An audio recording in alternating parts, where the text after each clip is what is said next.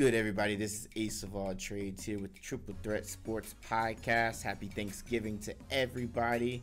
We are back discussing your regular news, sports, all that BS. But today, it's a special one. The gang's all here. And what I mean by that, let me just go ahead and introduce. First to my right, Siggy Guns. Say what's up. What's up? UTX JG to Don. Say what up. I'm tired. True. And a special appearance from the original member of the Triple Threat Sports Podcast. Always a member. He just been on hiatus for a long time. Man's been out here working. Say what up to everybody, Flock. Who shot you? True. So we are back, and everybody had some good Thanksgiving dinners. I hope everybody. Flock was just talking about it off camera about his turkey, saying he makes the best turkey out there in Chicago. Is that right, Flock? Wouldn't say that much. Mine's pretty good. True. You know, no, you got some flavor over there, right? No flavorless stuff over there, right? Absolutely. Was it jerk turkey? No. Y'all think y'all know me. Oh man. Everybody in here don't eat that, so I can't do it. I have to do that for Delph. I have to do that for Dolo. Right. So we've been talking about this guy for a while, and it's just, let my football be free and have a great time and just be entertaining. I don't need to deal with this. And unfortunately, we have to start with some negativity, but we want to get it out of the way. Sorry to you guys in the comment section are going to be like, oh, can you guys be positive for once? Sorry, let's just go ahead and get this out of the way. So Donald Trump is still talking more crap about the NFL, about them reconsidering going in and just saying have the players just sit inside while the national anthem goes on. Now, that used to happen back in the day. I'm honestly tired of seeing Donald Trump tweeting about this. Like, this is the last thing this man needs to be tweeting about and everything along those lines. But what do you guys think about it, Flock? What's your thoughts? Tired of hearing about him, tired of talking about him. He's the president of the United States, and he needs to be worrying about other things other than football players kneeling. Don't take and I love how they like to change the narrative and make it about trying to disrespecting the troops and all that other stuff, when it was never about that. It was about how people of color were getting treated wrong, socially, injustice, type stuff like that. And instead of addressing the issue, the original issue that they are doing it for, is trying to change the narrative and making it seem like, oh, these are ungrateful, what do you call them, sons of bitches and all this other stuff. So, but then again, it's Donald Trump, so I mean, if you take him serious, I mean, there's a lot of people that voted for him are regretting that shit right now. So right. I couldn't care less, and like I said, I'm just tired of talking about him. Right. GG.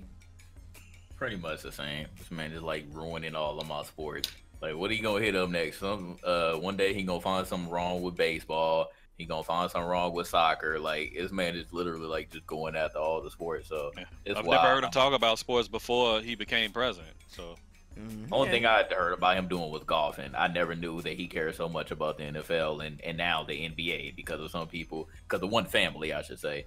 But speaking of golfing, he went golfing with Tiger Woods today. Right. Lord. And for somebody to complain about for President Obama going golfing all the time, that man Trump sure does go a lot more golfing than everybody else. But that's neither here or there. Just, Trump, stay away from my sports, fam. Like, stop trying to change the narrative. Like, you know what you're doing. So what do you think about the NFL's plan? Do you think that should happen? Well, I mean, I wouldn't. It's not gonna hurt me neither way if they do. I mean, I've been saying that the whole time. Just go back to the old way. That's the thing. Like, people keep forgetting. I hate how you trying to blame that on the reason why the ratings are down. Ratings ain't down because people taking a knee. And before all this stuff started happening, who watched? Do they even televise the national anthem? They never really televised the national anthem. No, they didn't. It's fault. It was never an issue before they started doing it after they noticed what Kaepernick was doing. It's just the same shit that it's on a bigger scale than what they did with Mahmoud Abdul Rauf, because he ended up getting blackballed for doing the same thing when he wouldn't stand for the national anthem. He would just sit over there in the cut, and then when he got caught, he would just stand, but he would stand and do his own silent prayer and kind of like a protest. My thing was, what was so wrong with that? He's Muslim. He got every right to express, freedom of expression, unless, you're talking about oppression, which is the reason why Colin Kaepernick and Mahmoud Abdul Rauf were both doing what they did. Is like, It's just pretty much like, shut up, we pay you to play, and you're gonna do what we say. You know what I mean? So Pretty much. I think this whole thing is just corny, man. They doing the same thing to Kaepernick that they did to Abdul Rauf. You know, both really good players that had at this one point deserved to be in the league. You know, but they pretty much got blackballed out because of, you know, their beliefs. Right.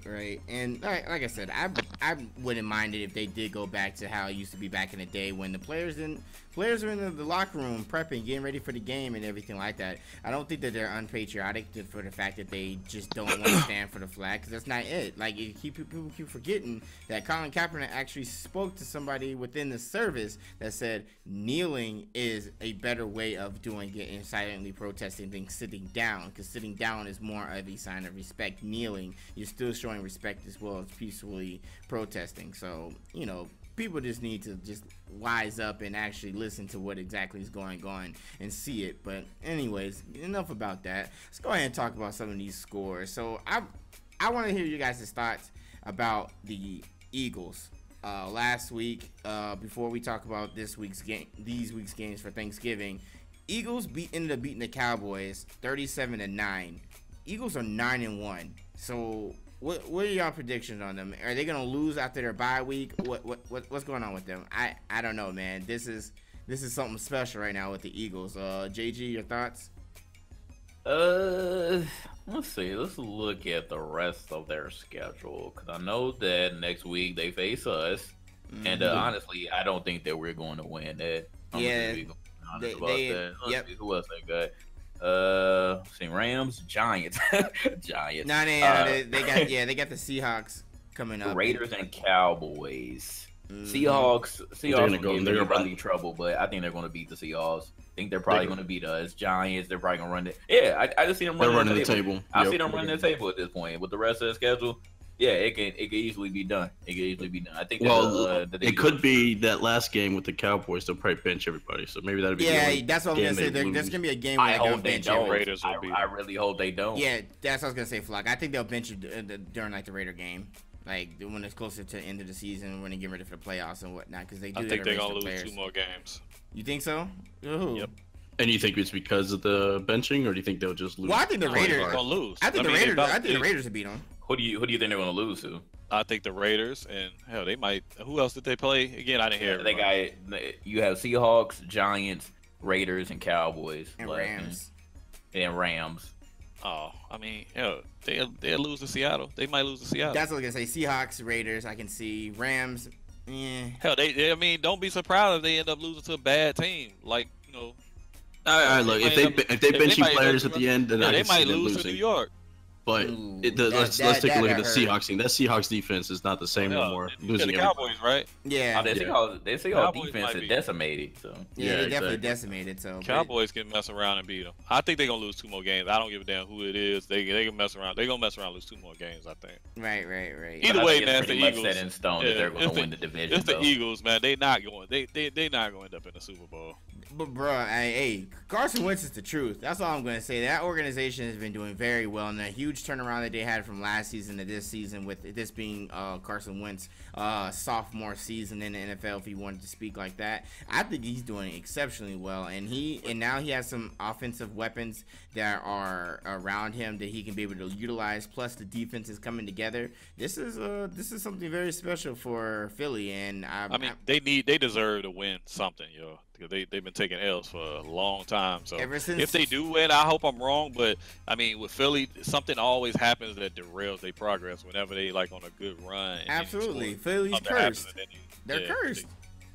Just gonna pray for no injuries, anything else along those lines. Exactly, because everything with Philly, 76ers, all of them. And the last time the Eagles were in contenders for Super Bowl and all that was back in with Terrell Owens and Donovan McNabb. Yep. Yeah, they went to the Super Bowl. Yeah, they went to the Super Bowl here, and then they lost because of Anthem and Terry. Man. Yeah, so we'll see about that. Another game that I actually and I'm just gonna say these are 2 games that I was actually shocked about. One I actually was really shocked about. The wrong LA team, according to JG, ended up scoring 50 points last week. That was actually me, but that's right. All right, excuse me. To Siggy Guns. And I was actually very shocked about this as well. And the Chargers ended up beating the Bills 54-24. That was actually kind of shocking. I'm not gonna lie. It wasn't to me. That wasn't shocking. I mean, it wasn't to me. You know why? Peter, man, whoever that is, he didn't have one of the worst games of his life. Bruh, you should never have been Tyrod Taylor, you bastard. That man had 14 attempts. He actually 5 interceptions. He had 5 interceptions, and he only first half, and he only completed 6 passes. That's 5 to the team, right? You know what I would have been doing if I was Tyrod Taylor watching all that? I would have quit. Y'all know what I would have done. I would have been over there just giggling.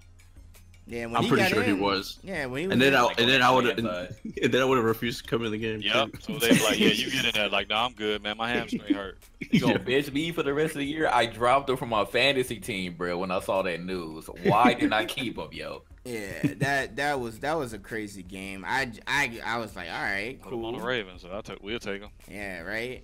And hey, the other team I was actually talking about was not what JG would think is saying the Rams, because I actually thought the Rams might beat the Vikings, but it didn't happen. You know what? It's funny because I've been bashing on the Vikings all season. Now all of a sudden they look legit. And now the Rams all of a sudden don't look. They're gonna win the division too. Case Keenum had a good little revenge game against us. I was highly upset. Yeah, because the Rams were on top at first, and then the Vikings came back in the second quarter to tie it up. Nobody scored in the third, and then Rams just couldn't get it together, and the Vikings going ahead and getting 17 unanswered points. I've been saying that if you hold Ty Gurley to under 40 yards a game, that's an automatic L for us. Yeah. Because that's literally how we get our offense started. If Gurley ain't working on the ground, kiss it goodbye. Yeah. And Cooper Kupp missed some crucial passes, too, when I saw that. So and now you lost Woods. And we lost Robert Woods. So that's awesome, bro. It's great. So, right. And now you're playing the Saints next. We're going to derail, bro, because we're not going to stop Ingram and Kamara, bro. Right. They've been killing everybody on the ground. And that's another team that I wanted to bring up. And they actually, in a nail-biter in a final overtime against the Washington Redskins, the Saints ended up winning 34-31. The Saints improved to 8-2. Man, they're moving. Like, NFC is pretty legit this year. Yeah, they are moving. Drew Brees went 29 for 41, 385 yards, 2 touchdowns, 1 interception. Ingram was eaten for sure. Ingram Jr. 11 carries, 134 yards, got a touchdown. He's been eating for ever since they traded Peterson. He's been tearing it up. Yeah, he's been doing exceptionally well. And man, like, that looks like that trade that they made. I mean, it helped the Cardinals for sure, I believe, with their offensive weapons. They had that one game. Everybody, bro, you got Blaine Gabbert in the game now after we destroyed Stanton again. So I don't know, man. Like, Blaine Gabbert, they're straight saying that this man is a elite quarterback. I'm like, do y'all remember how he was on the Jaguars? Do y'all remember how he was on the 49ers? He has those games every now and then, but he is nowhere near elite, bro. Come on. Man, it's ridiculous. And so Saints 8-2, they're looking pretty well. I'm interested to see how the rest of their season goes. But other than that, let's go ahead and talk about the Thanksgiving games real quick. Go Chargers, go. The Chargers ended up beating the Cowboys, and which was weird to see them play on Thanksgiving, by the way. They easily beat the Cowboys. I mean, they destroyed them. Yeah. So how many yards? 400 and something. He got like 434, bro. Yeah. Rivers gets his yards, though. He does. Because Keenan Allen has really, really showed up this year. And Hunter Henry, he's doing really well replacing Antonio Gates.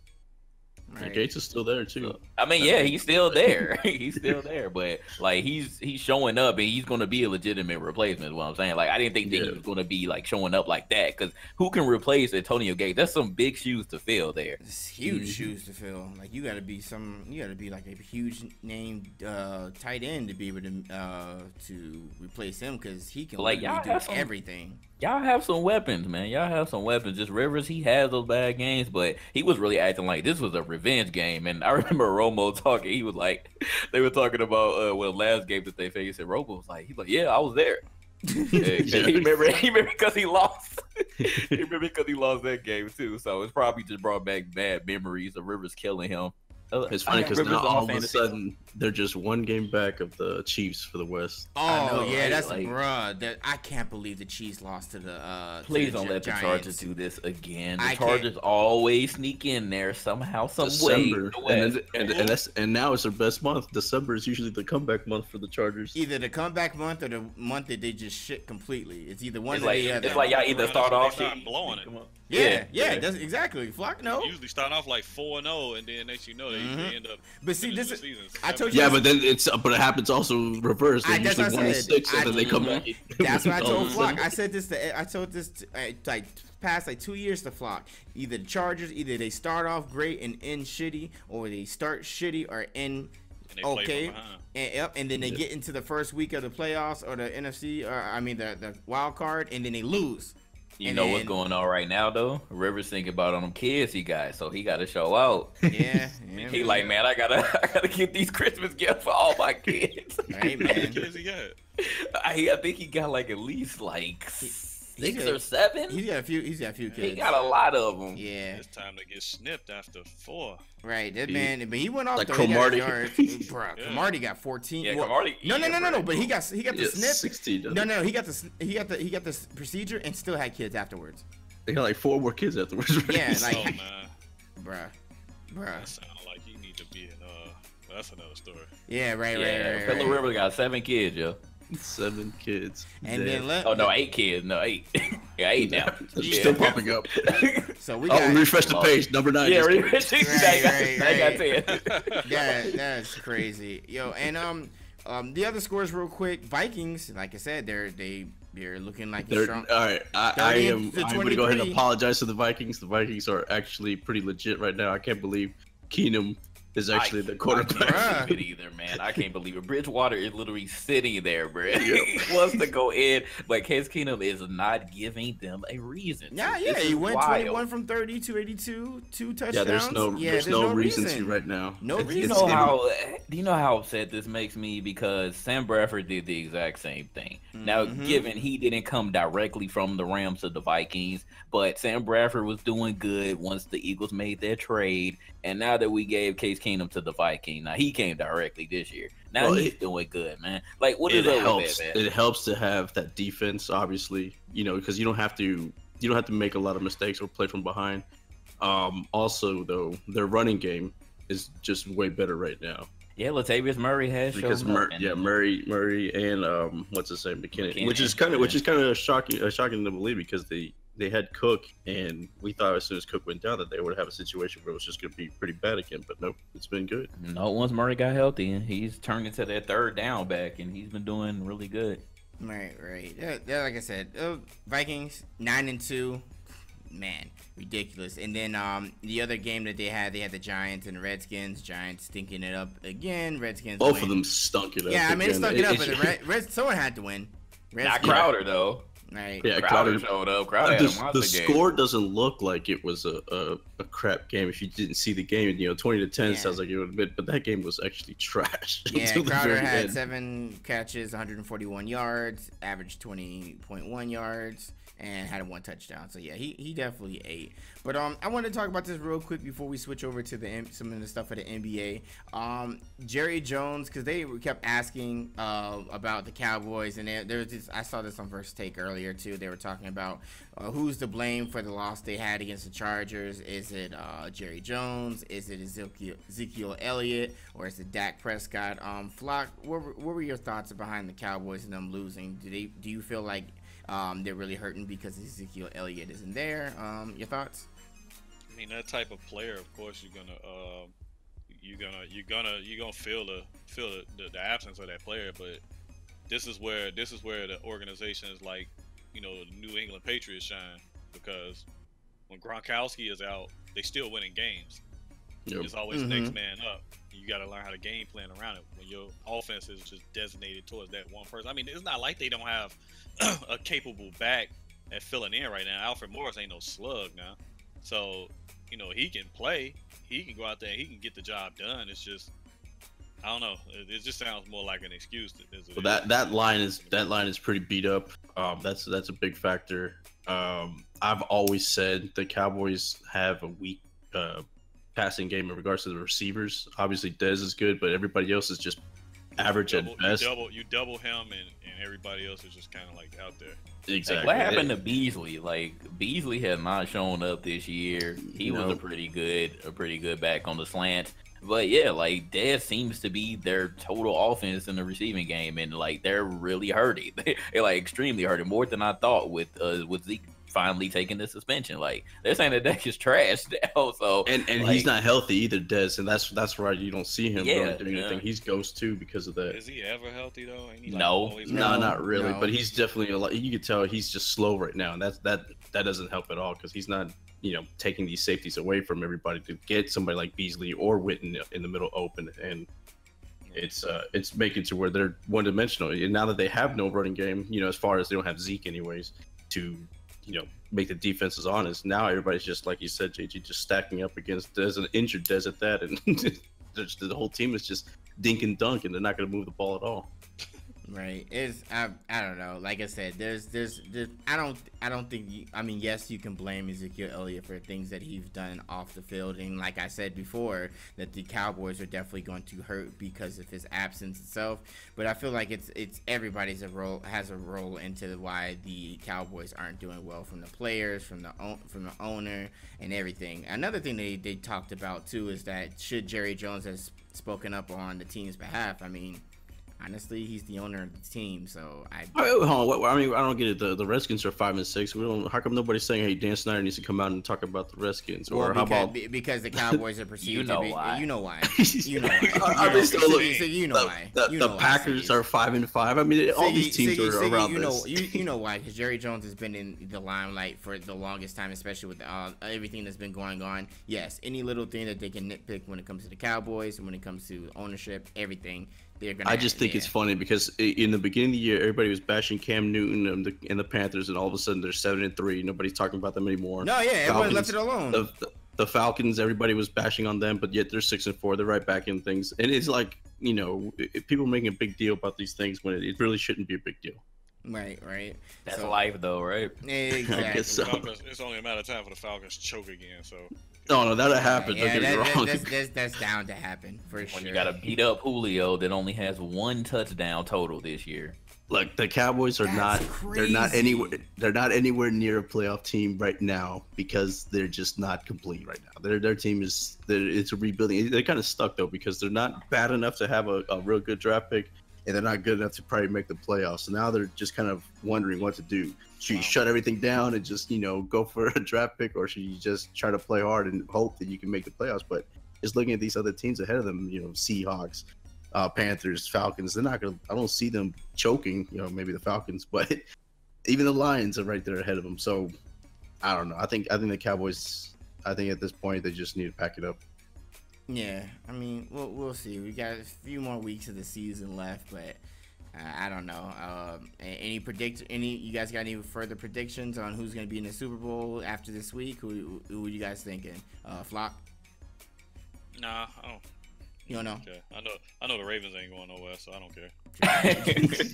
Oh, speaking of that, I need to check real quick why everybody knows it's going to be Patriots on the AFC side. Who do you think is going to be in the NFC? You think it's going to be Eagles, Rams, Vikings, or Saints? Oh, bro, that's actually really hard to pick. I mean, somebody gotta go. Somebody might gotta bet around go. and be the Saints. Honestly, I think it really might be. It really might be the Saints. I mean, the Vikings also are looking really good. They got a defense and everything. So, I still don't trust Case Keenum. I don't care how well he's doing right now. I don't care. I'm biased. I don't think he that good. But if he has home field throughout the playoffs, do you think anybody's beating the Vikings? They better hope they don't lose another field goal like the Seahawks if they get a home field advantage. I mean, if Aaron Rodgers was still healthy, I'd still pick the Packers. They would have found a way.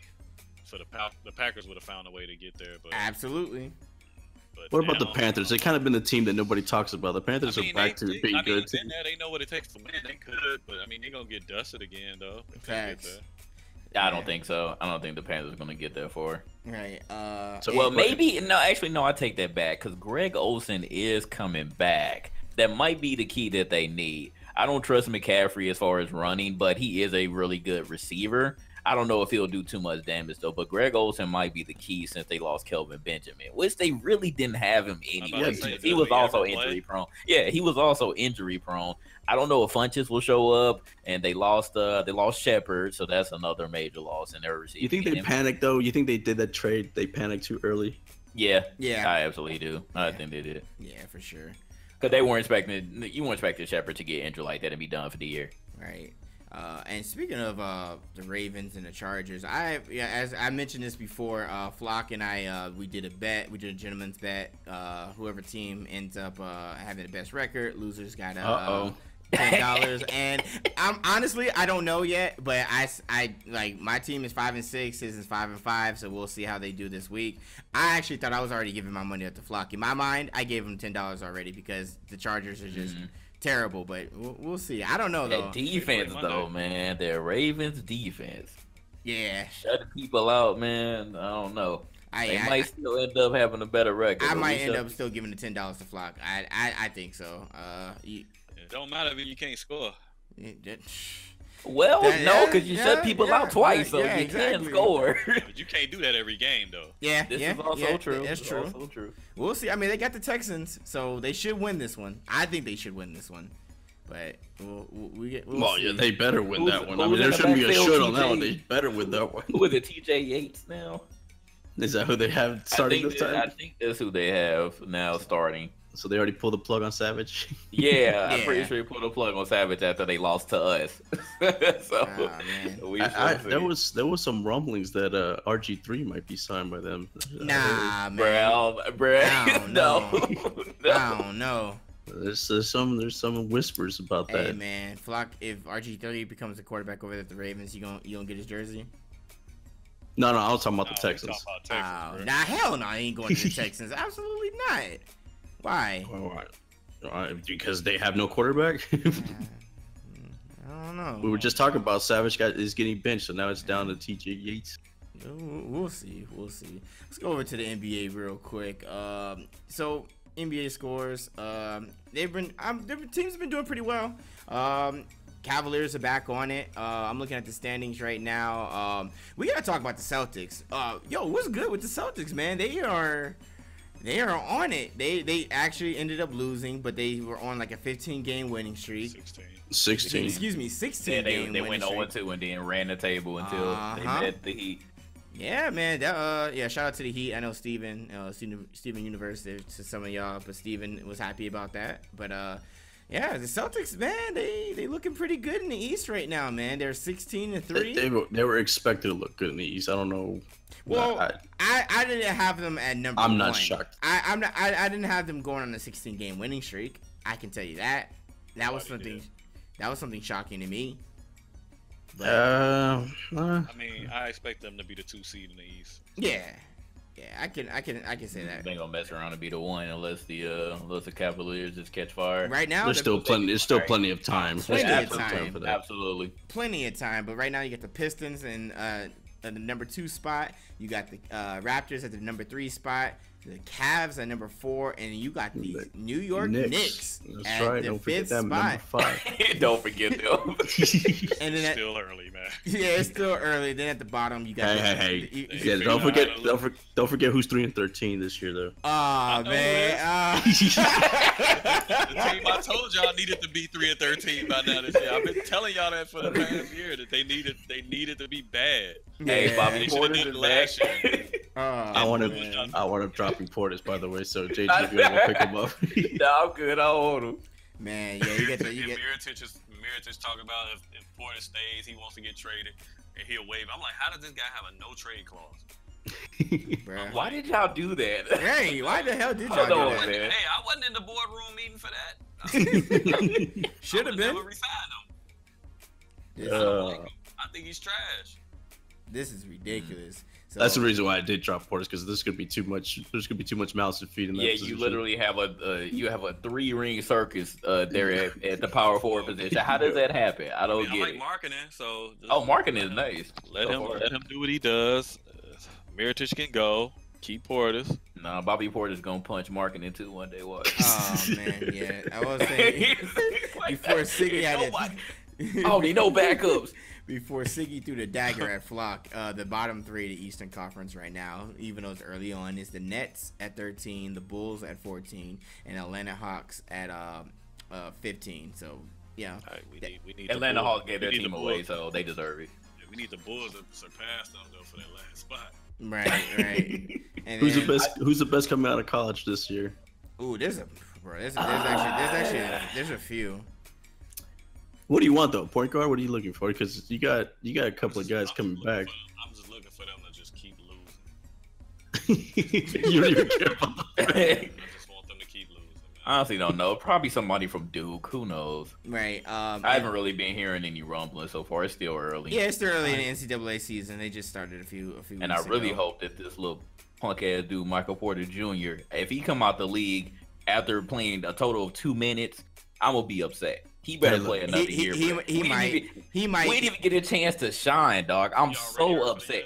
Yes, he played 2 minutes and he was like, "Oh, my knee hurts," and now I was like, "Oh, my back. I'm out for the whole season." What? You were our top prospect, my guy. We were so excited. We were so hyped. We literally filled up that entire arena, bro. We sold that bitch out for those, probably for the entire season. But that first game definitely sold it out. And that happens, man. I'm so upset. Highly upset.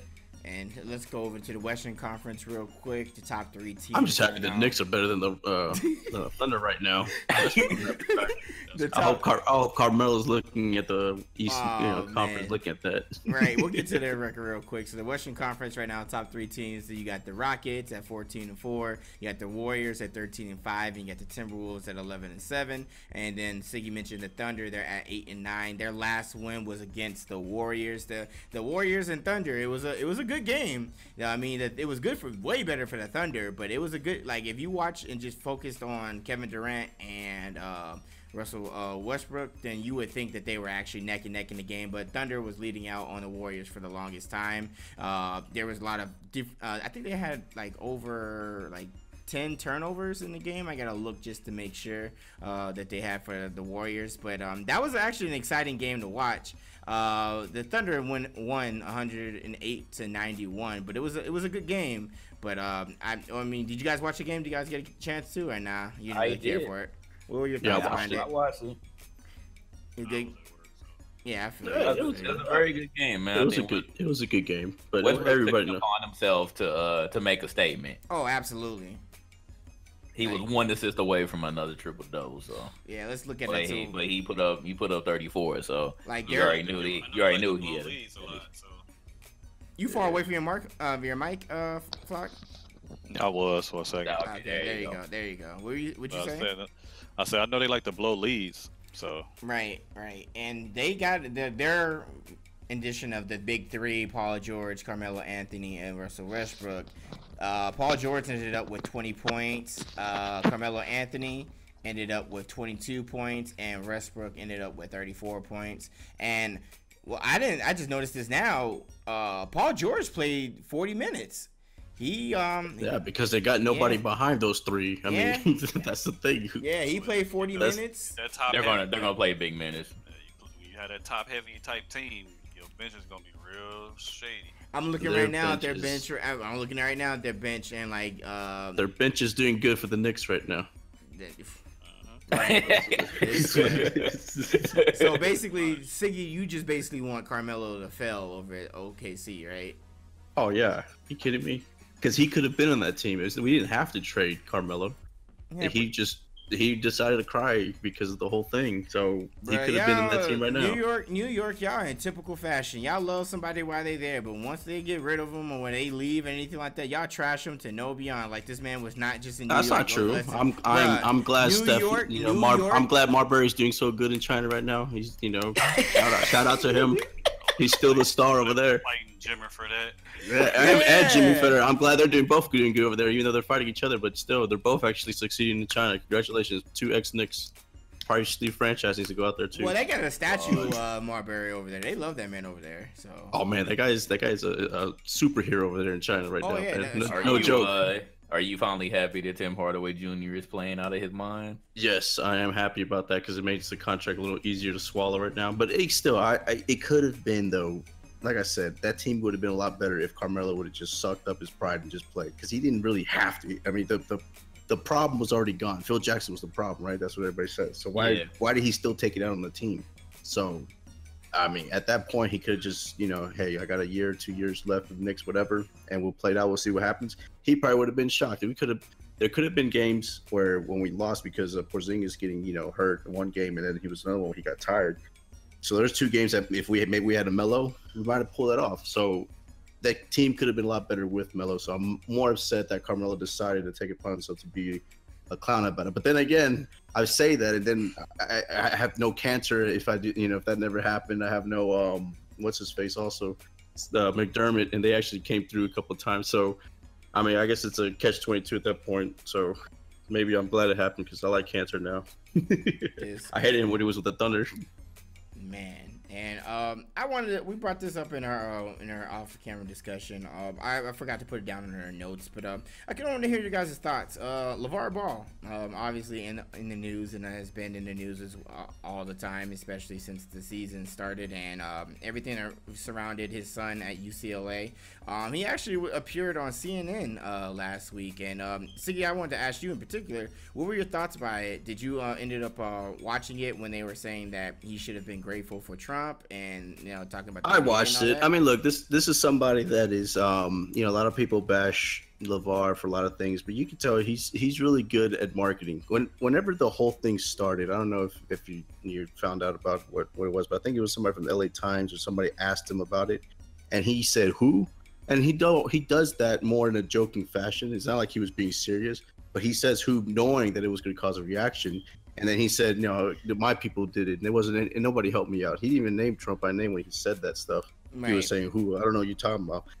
And then it kind of blew up because then Trump obviously, clapped back on Twitter with it. So I think his personality, LaVar, he knew what he wanted to get out of it. He wanted this reaction, and now he got not only to get free airtime, he got on CNN, and now was on a bigger stage. So if anything, it helped him out marketing. He's a marketing genius when it comes to that. They're both the same kind of person, him and Trump, where they know that their mouth can get them to have people talk about their stuff, no matter what it is, good or bad. And now all of a sudden you have, CNN wanting to talk to him, the sports world, and now you actually get in regular news talking about it. That's only good for him when it comes in the end for Big Baller Brand. Right. Flock, you care to comment about this, or you didn't really care? No, I don't really care. Right, JG. I just find it funny that they were trying to get him to really thank Trump, and he was like, "Why?" He just kept making the same question. Why? I don't really care. I feel that. I totally understand, but yeah, it's LaVar Ball. He's gonna do anything he can to get on the any news outlet he can. So typical LaVar. But I just saw another thing, just not even regarding CNN, but saw an article that was like LaVar is using his kids to get money. I was like, duh, that was what he wanted to do. So why is that a problem? Like, of course it ain't no different than the owner of a sports team using the same kids in college to get money and in the pros to sell tickets. So yeah, like me as a kid, of course, like I want to put my mom in a great position. What do you mean? Duh. Right, duh. Like, I don't know. He act like he pimping them or something. Like, right, saying it's a bad thing. He already exposed UCLA. Marketing what they already do. So, bravo, LaVar. Keep doing what you're doing. Fuck Trump. Let's move on. True.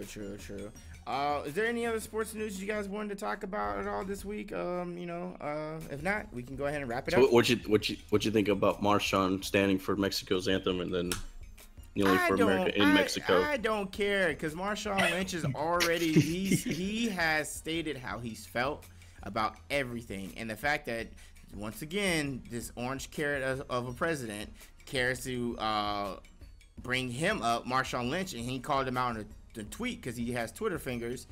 I don't care. I applaud Marshawn Lynch. I like him overall as a person, as a player. Dude's a very insightful person. I ain't mad at him. Keep doing what you're doing, Marshawn Lynch. Shout out to you. What about when he was talking about the taco stand? Bruh.